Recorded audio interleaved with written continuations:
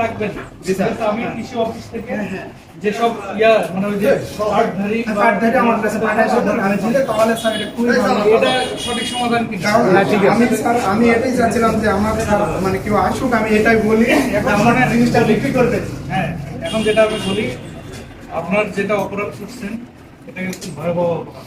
এই সময় এটা একদম অনাকাঙ্ক্ষিত। এমনিতে মানুষ তেল পাচ্ছে না, আর আপনি এখানে 200, আপনার কাছে আরও তো ছিল, আরও ছিল বিক্রি করছেন। এটা অস্বীকার করেন, সত্যি ছিল ছিল না?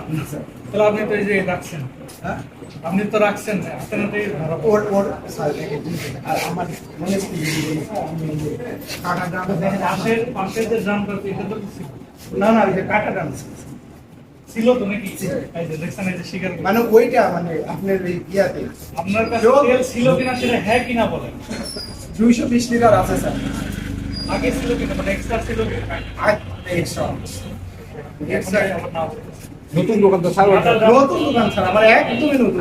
শুনেন, নতুন দোকান আপনি যেটা অপরাধ করছেন অপরাধ। জি স্যার, এটা আমি স্বীকার করতেছি, একদম স্বীকার করতেছি। এটা আপনি এটা বিনা দ্বিধায় স্বীকার করতেছি যে এটা আমার ভুল হয়েছে, যে এত বড় একটা। কিন্তু আমি অনেস্টলি বলি স্যার, যে আমি হচ্ছে মানে মানে আপনি কিন্তু স্বীকার করলেন আগের আগের যেটা এসিলেন্ট ছিল, মানে উনি তো আগে রেট দিত, তেমন উনি যদি রেট দেয় তাহলে আমি এবং তো এইভাবে বলবো যে স্যার আমার যেটা আপনি বললেন যে এটা কৃষকদের দিয়ে দিও, আমাকে ওই ব্যবস্থাটা করে দেন, আমি কৃষকদের রেটে দিয়ে দিব। তাহলে আমি স্যার মানে স্যানিটারিতে আগামীকাল আমরা কৃষি অফিস থেকে লোক করবো। আচ্ছা ঠিক আছে, আপনাকে সতর্কতামূলক 10,000 টাকা দেবো। সতর্কতামূলক 10,000 টাকা দেবো। আমি যেটা বলছি সেটা স্যার এর আগে স্যার আগের অ্যাক্সিডেন্ট স্যার 500 টাকা জরিমানা করেছিল।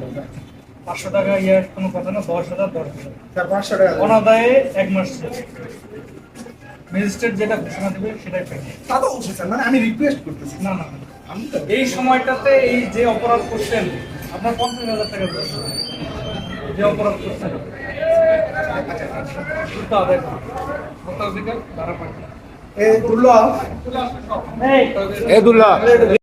ব্রেকিং নিউজ জয়পুরহাটের খেতলাল উপজেলার ইটাখলা বাজারে ডিজেল মজুত করে রাখার অভিযোগে এনএস ট্রেডার্সকে জরিমানা করেছে ভ্রাম্যমাণ আদালত।